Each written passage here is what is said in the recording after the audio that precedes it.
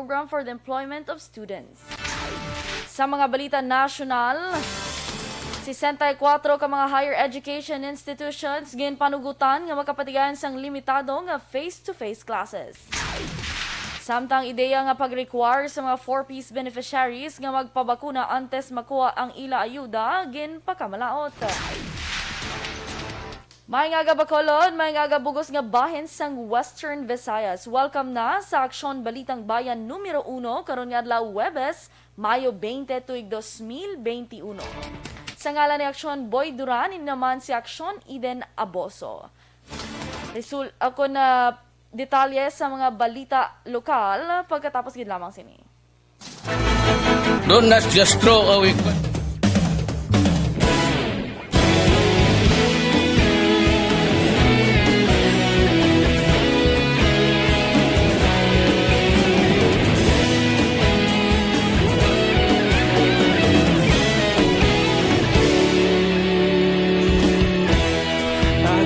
Banwa, mabugnaw nga hangin nagadapyan na ikaw nang ginapamatian namon ginasandigan. Tingog sang probinsya, kamatuuran ginapalap na minsay nga may dala paglaom kag kasanat. Nagligan, ikaw gihapon ang ako nga istasyon sa pagbudlak.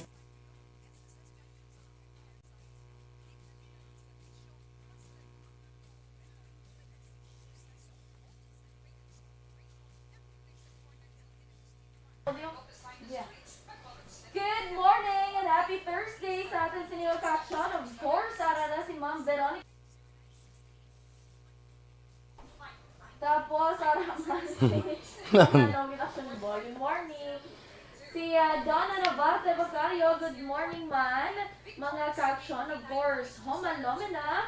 Nadia Iliman, good morning. Of course, Sir Alex Monteza, rin naman. Pag-greet niya lang ko no, Ma'am Vanessa Mayo, Ma'am Sister Jinky Dialagdon, Ma'am Lily King, kag sa EFC, madamo gid nga salamat. Ma'am Jinky Dialagon, good morning man kay Mr. B-Boy Villasor of CMO Sectoral, also sa Rifuela Dialagdon Nagor Appeal kag Torreno sang Barangay Pandanon DSB kay sa tanan nga members sang EFC. Si Ma'am ano ni guro ay Ma'am Kelly Jelly. Oo. Si Sir Noel Amar, tamyaw niya lang mga EFC, good morning. Athea Kimeriman, of course, good morning. Action Boy and Action Eden. Tamyaw niya lang kuno si Nang Shera. Thank you. Sale Aqua de Susa, good morning. Watching from Sam Village. Keep safe, everyone. Solo flight kala Action Eden now. Hindi na solo flight. Ari na nga akong nga salbabida. Salbabida, hindi pakpak. June Biaten Ceballos, good morning man. Kaya Pathy Grace Tembrevilla, good morning. Hinobanons. Good morning, Sir Stalin Kayanan. Salamat gid sa tanan nga mga nagapamati no subong Thursday nga adlaw kadasig lang sang panahon. Jel Gayo Butalon Senido, good morning. Pag-greet sa tanan ko no nga taga Margarita Bangon Margarita Barangay Consing Ibi Magalona. Gahigda ni guro ay. Yung pabangon no niya. Pate ah. Kaya Shera Puliona, good morning man. Mini Iliadas, good morning. Action Radio watching from Tucson, Arizona, USA. Tsaktong pagbasa ko, Tucson. Yes, correct. Kay Taurus Awin, good morning. Sir Andy Saludares, good morning man. Monitor lang sila kuno sa barangay MH Del Pilar, Pontevedra, sa kapihan ni Chay Luding. Kay Ma'am Cory Vidaha, hello, good morning. Talagsa lang kakita sa akon kuno. Yes, ma'am.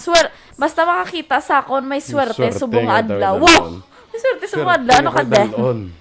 Ma'am Maria Luisa Melos, good morning.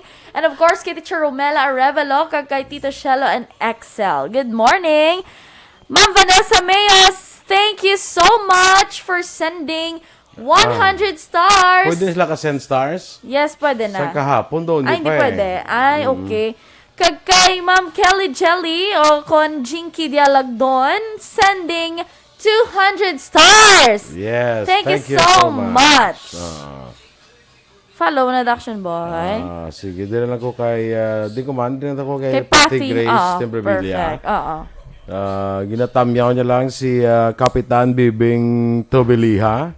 Kag si Kagawad Noy Cardinal, no? Kay Arnie Aguilar, ginatamyaw niya lang si mama niya, si Victoria Pilsbon. Ha? Pislibon. Pislibon. O kung pisibon, ano man. Pisbon, May dagay siya man nagkwanda, nagsala.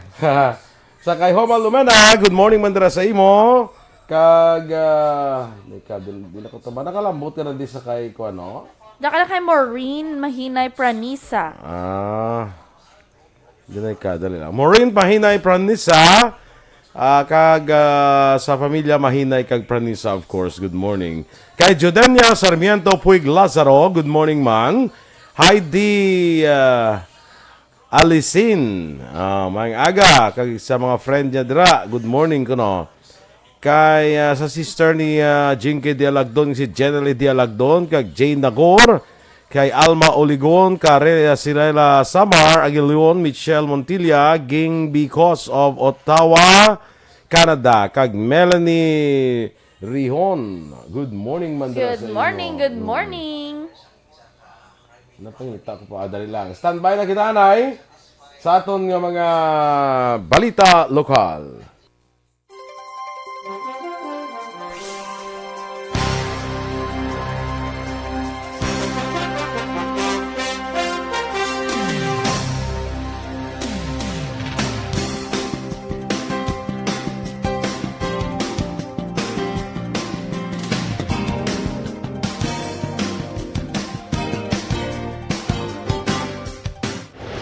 Aksyon! Balitang Bayan, Numero 1.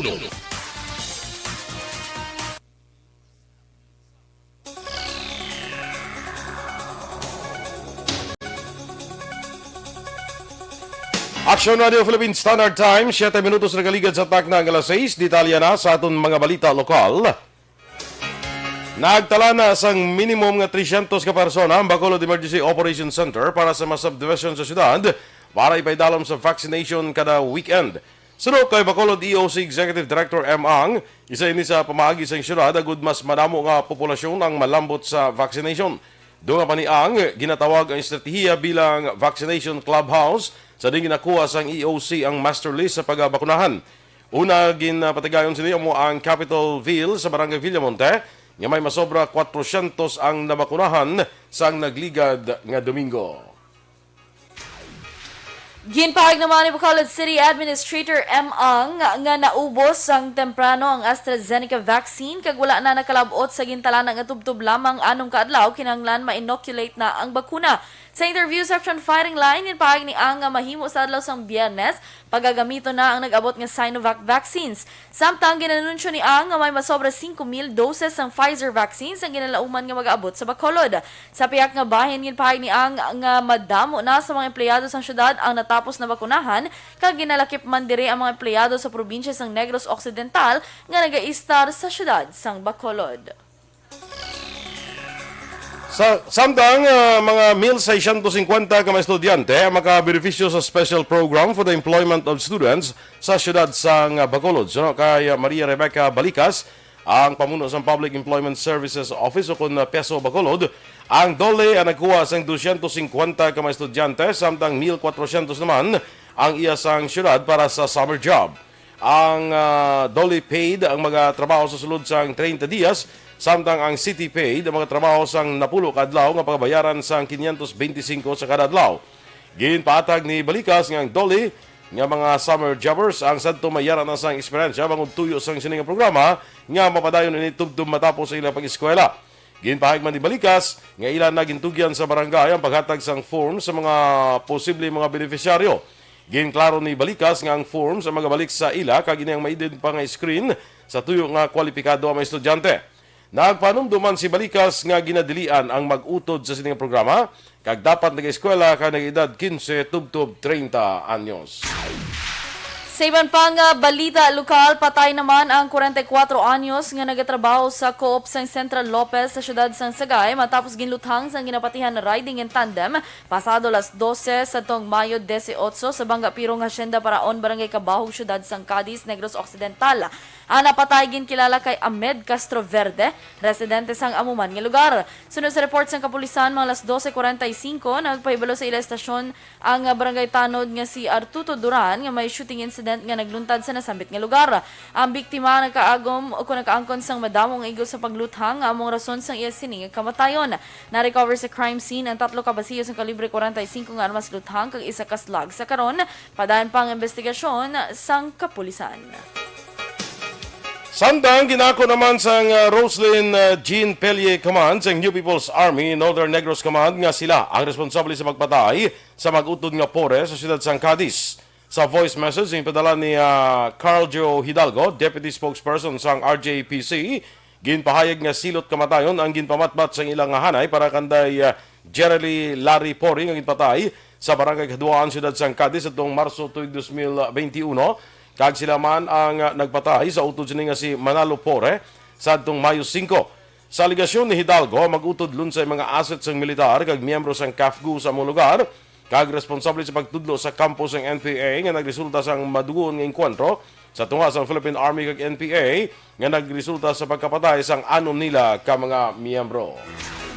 Sa katapusan nga balita lokal, wala naman sang natugang nga kalitan ng water spout nga nakitaan sa baybayon sang Bredco kag Banago Ports kahapon sang udto. Sunod kay Executive Assistant Jomari Vargas, Cluster Head sang Bacolod City RRMO, ang water spout na naglawig sang pila ka minuto sa isa ka natural phenomenon nga nagakatabo kung manugtapos ng tig-ilinit kag patimaan sang pag-umpisa sang tig-ululan. Patag ni Vargas, nagakatabo ini sa tion nga mayara sang Intertropical Convergence Zone o kon ITCZ. Sunod pa kay Vargas, delikado kung ini mag-igo sa duta nga posible magbilin sang kalitan sa mga balay nga himo naman sa mga light materials.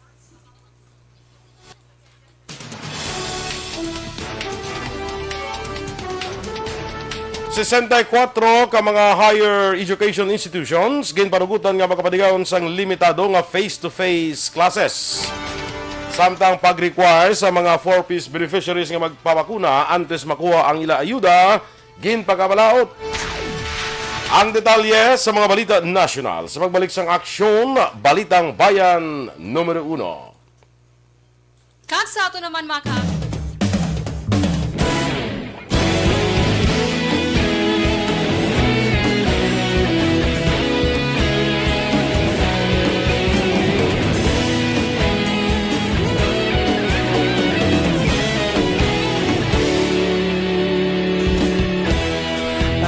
Simbanwa, mabugnaw nga hangin nagadapyan na ikaw nang ginapamati ang namon ginasandigan.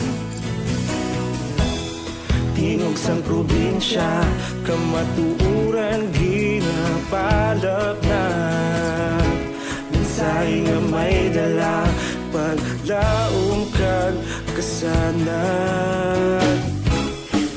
Nagligan, ikaw gihapon ang ako nga istasyon sa pagbutlak sang adlaw sa pagtuhaw sang biton.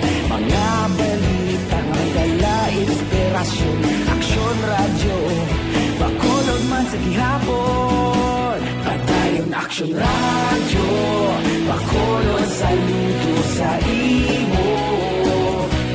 Padayon Aksyon radyo, salamat sa pagserbisyo. Patas kag balanse, patuod nga mensahe, wala sang ginagampiligan. Padayon Aksyon radyo.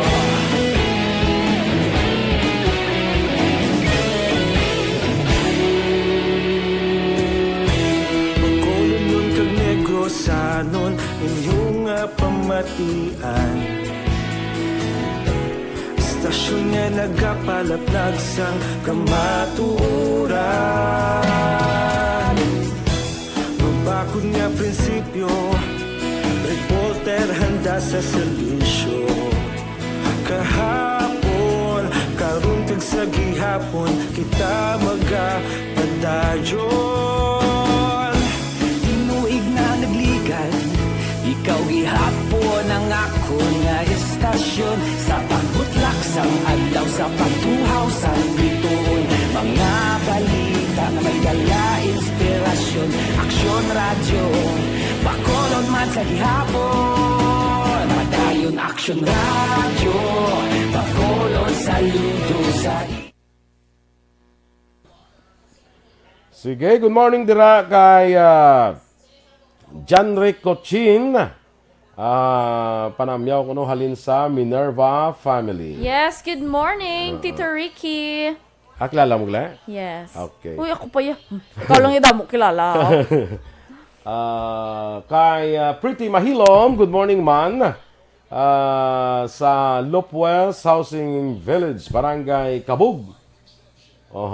Good morning dira sa inyo. No? Kay amigo ko Awin Torres. Alon sa gay ni sila actually mo. Okay. Sa ito ba sa Machi bla? Okay. Ano ganito? Machi. Basta Fukuda Machi. Oo. Tamyaw niya lang kuno si Felipe Valiente sa alias Halo. Ay, sang tabok sa Halo o kon halo? Halo, bro Halo. Do halo. Halo. Hello. Sige. Kay June Biaten Sibalios, good morning man. Kag happy wedding lang sa kay ihado kag ihada niya Ivan kag Mingming. Kita kits lang ta karon. Oy, may atinan ka naman ako. Alam mo? Why ko ni may invitarya? Ayun Kilala na. niya. Asa, wala ko na invite. So, hindi ka makakita ay. Good morning kuno sa Maninoy, kay Maninoy Lance de la Torre, kag Maninoy Bing, kag Maninoy May ni Maninoy mo one ball galyo. Maninay one ball, good morning. Kag kay Maninay Alma. Good morning dira sa inyo, no? Kag Yes. sa RG Boys of course. Sige, go okay. Kay Felinora Oliveros, good morning. Monitor na sila kung nagyapon sa Barangay Robles, La Castellana. More power and God bless. Salamat. Sir Vicente Emiliano, good morning. Tamyaw na lang kung taga Moises Padilla, SB Bangkaya, si Cap Omega Bangkaya, Nenis Emiliano, Encarnacion. Kag Montaño family, kamugid ginabantayan nila Action Boy. Oh, salamat, gid. Salamat. Robert Rama, good morning man. And of course, akaroon na nila sa on-air si Tatay. Robert Roma, good morning. Julian Montesino, good morning man. Kag kay Jesse James Amante Palma, good morning. Kag kay Ruchel Evangelista, good morning man. Kag dira sa kay Phil Alonsagay sa may Tokyo, Japan. Kag kay Ohio. Ma'am Eleanor Fukuda, good morning dira, no? Din ka na to kay Si John Vicente. John Vicente taga kwa niya Karabalani basta mga muna John Vicente, good morning kuno. Hi sir ma'am, good morning paki-greet man family ko sa Imamaylan sa Karabalan, family Vicente from John Vicente of Hamindan Capiz o Barangay Hagnaya, Hamindan Capiz. Si Jartel Humayaw, good morning man. Si Jesse James Amante, hindi mga kompleto nga, kundi Ano to si Jesse James Amante Palma? Palma. Natamyo ko na. Dennis Richard Tibor Roma. Uy! Nabanhaw. Nabanhaw. Ara na sila. Present man na sa kung Yes, oo. Kala ko, one time to may ara kami nga daw gathering, balang ara sila. Ito na nga muna sa Action Boy. Kilala mo ko? Sino ka? Mama mo, gina-dance. Hindi si Jertel. Awa. Ano ka? Sino ka? Yan, Jertel. Lingko, okay. Kilala ko dayon. Kaya nakakanta Good. station Na mo, yan. na. Ay, hambali Ma'am Vanessa. I send another 100 stars. Malalo. Ay, so 200 stars na si Ma'am 200 Vanessa. stars na. Okay Thank daw. you so Lagi much. sa nga, ton nga monitor no, saka-saka ka panaog, gasaka ka panaog, do kung saan ka lalaktawan ng iba, no? Oo. Good morning man kay Remia Garcia, dara sa Barangay Pahanukoy, maing aga dira. Sa kay, may patamyawon ka, wala? Wala ka rin na sa on air. air. Kay si Lolo to mo. Si Jen Buerom, dira sa Bago City, good morning man. Sa kay Teresa Linaha Kayaw. Kay Yasikate Cardones, good morning man. Si July Derla Celestial, Shmana. ito, kompleto na tangi mo ya. Kay Oo. June, Celestial Hongkot Hong- Taksmana. Okay. Watching from London, UK. Nano ka, Sige. JM? Phoenix, good morning. Sige, standby na kami sa aton Balita National. Don't not just throw away questions and statements. Kasma ng aton sining Facebook page pagiya sa Aksyon Radio. Ladies and gentlemen, this is Aksyon Radio Bacolod. Aksyon Radio Bacolod number 1. Nagpanguna ang Aksyon Radio Bacolod sa pinakaulihing survey sang Nielsen nga kakuha sang commanding radio station share para sa fourth quarter sang tuig 2020. Kami nagapasalamat sa aton mga kaaksyon sa padayon nga pagsalig kag pagsuporta. DYEZ Aksyon Radio Bacolod number 1 with 40.10% radio station share. Number 2, Bombo Radio, 38.70%. Number 3, RMN Bacolod, 14.50%. Aksyon Radio Bacolod, number 1. During this crisis, the result of the survey proves that Aksyon Radio Bacolod serves the public best and will continue to give you the best broadcasting activities. Madamo nga salamat mga kaaksyon for making us number 1. Aksyon Radio Bacolod, number 1. Don't not just throw away questions and statements. Kasma ng aton sining Facebook page pagiya sa Aksyon Radio. Ladies and gentlemen, this is Aksyon Radio Bacolod. Aksyon Radio Bacolod, number. Aksyon, Balitang Bayan, Numero 1. Aksyon Radio Philippine Standard Time, las 6:21 sa detalye na sang mga balita nasyonal.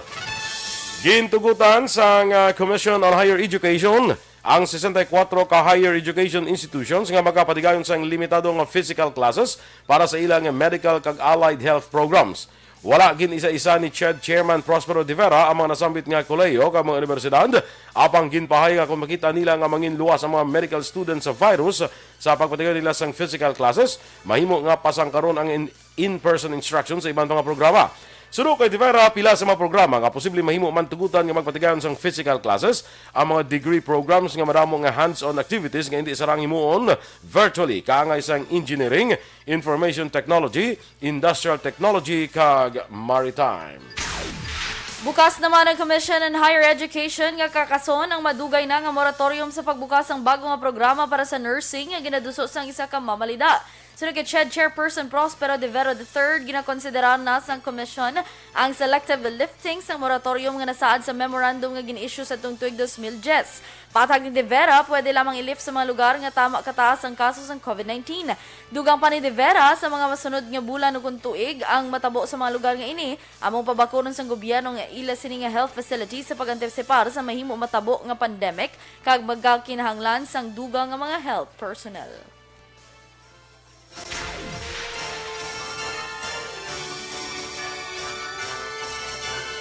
30% lang sa ang populasyon sa pungsod ang gusto nga magpabakuna batok sa COVID-19. Rason nga plano sang gobyerno nga himuon kondisyon sa mga benepisyaryo sang 4Ps ang pagpabakuna. Ginpahayag ni Presidential Spokesperson Harry Roque nga isa kadako nga hangkat sa ila ang manubo nga porsyento sa mga gusto nga magpabakuna. Apang bangod sa kanamuon sa mga benepisyaryo sang 4Ps nga puro pigado, madamo ang mabakunahan. Plano man ilakip ang pagpabakuna kung mayara sang Bayanihan 3. Samtang klaro naman ni Roque nga hindi inipilitay kag ihatag lang sa mga gusto magbaton sang ayuda. Nagpasiguro naman ang mga eksperto sa publiko nga nagapabilin nga stable ang supply sang AstraZeneca vaccines bisan nga pila pa na lamang ka semana ang nabilin antes ini nga mag-expire. Ang mga AstraZeneca vaccines ang may expiration dates nga Hunyo 30 kag Hulyo 31. Sa laging handa briefing, yan pa ni Health Undersecretary Mirna Kabutahe kag vaccine trialist Dr. Lulu Bravo sang UP College of Medicine. Ano man nga bakuna mag-aabot, ilan na ginalauman nga hindi magdugay ang ilang nga shelf life. Sa karon, nagapada ng paghatag sa bakuna usar ang 2 million doses ng AstraZeneca vaccines nga gindonar sa COVAX facility. Yan klaro man ni Kabutahe nga ila ginapadasig ang pagpabakuna sa tao para matagan sa proteksyon kay hindi bangod ini ang ma-expire. Nagpahanumduman ang doktor nga ang COVID-19 vaccines ang dapat mahatag antes ang expiration date. Nagpaandam naman si Presidente Rodrigo Duterte nga magapatuman sa mas strikto nga lockdown kung hindi magsunod ang publiko sa mga ginapatuman nga health protocols sa tunga sa mga bagong variants ng COVID-19 nga nakasulod sa pungsod. Suno kay Duterte, ang paglaom sa pungsod amo ang pagsunod sa publiko sa mga protocols. Sunod sa Presidente, kung hindi magsunod sa protocols, sigurado nga magasaka na naman ang kaso sa COVID-19 kabangdanan nga magapatuman sa mas hugot nga lockdown samtang hinatun-an ang bagong variants. Ginmensionar man ni Duterte nga mas nagainit ang pandemic bangod sa mga bagong variants. Dapat man nga preparahan pa ang posible mas malala nga senaryo, bagay nga ginahimo na sa karon sang gobyerno. Ginpanumduman naman ni Presidente Rodrigo Duterte ang publiko nga hindi na mamili kung ano nga bakuna batok sa COVID-19 ang ibakuna sa ila. Sunod sa Presidente, tanan nga bakuna epektibo kag hindi siya gusto makabati sang istorya nga may mga ginapaboran pag-abot sa brand sang bakuna. Sunod kay Duterte, bisan sino nga pigado kon manggaranon, mahimo magpadulong sa mga vaccination sites agod magpabakuna kung anuman ang available. Hindi luyag sang Presidente nga may mamili sang brand sang bakuna, mangod palarehos lamang ang tanan. Sunod pa kay Duterte, hindi manami pamatian nga may mga nagapili pa kag nagahulat sa bakuna kag mas gusto ang Moderna o kunang Pfizer. Dugang pa sang Presidente sa mga hindi gusto magpabakuna, hindi na lang magwa sa ila puluyan bangon madamo sang bagong variants ng COVID-19 kag dako ang tsansa nga mapatay ang wala sang proteksyon.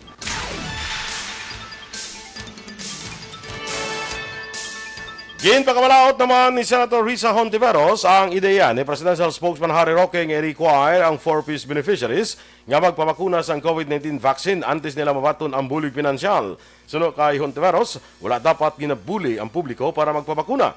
Duga pa ni Hontiveros nga dapat respetuhon man ang mga pigado bangod wala ini sang kondisyon sa lahi sang 4-piece. Palayag pa ni Hontiveros, dapat maghatag ang gobyerno sang insentibo sa mga magpabakuna sa baylo sang kondisyones. Ginaprobahan naman sa National Police Commission ug Napolcom ang recruitment sa malapit sa 20,000 ka mga PNP personnel agod mapaayos ang kada personal ang ila obligasyon. Sunod sa Napolcom, tuyo sa pag-recruit sang 17,314 ka kapulisan, amo nga mabuslan ang mga ginkakas nga mga pulis, mas mapabakod ang puwersa, mapasangkad ang police visibility kag mapayang police to population ratio, subong man kalinong kag katawhayan. Sunod kay Napolcom Vice Chairman Vitaliano Aguirre II, hatagan sang regular nga 1,000 nga kota ang National Capital Region Police Office para sa unang nga recruitment cycle. Aksyon Radio Philippine Standard Time, las 6:27. Kag sa ato naman mga ka-aksyon, B3 Bio ang pinakabag.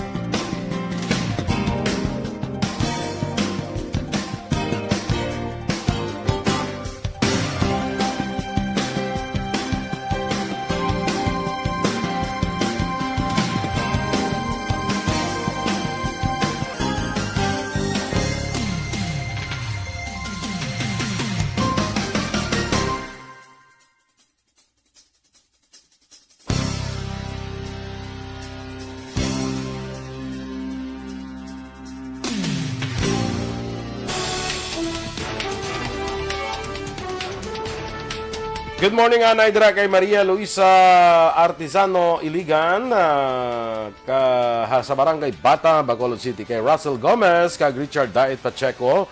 Good morning, kag Raydan Velasco. Good morning, man. Abi kami greet ka on air. Amo to si ang papa ni Ma'am Maria Luisa Artisano, si Tatay Silverio Iligan. Good morning, Tatay Silverio Iligan. 87 years old, action boy. Okay. Good morning, Dara. Yes. Sige. Standby na kita sa Aksyon Report, second portion. Upod ka Aksyon, Fred Salanga. Balikay naman kita sa dugang nga mabalita sa Aksyon Balita Morning Edition. Upod ka po sa inyo News Team. Aksyon, Eden Aboso. Kag-Aksyon, Boy Duran. Una sa balita, una sa Aksyon. Sa Bacolod Aksyon Radio.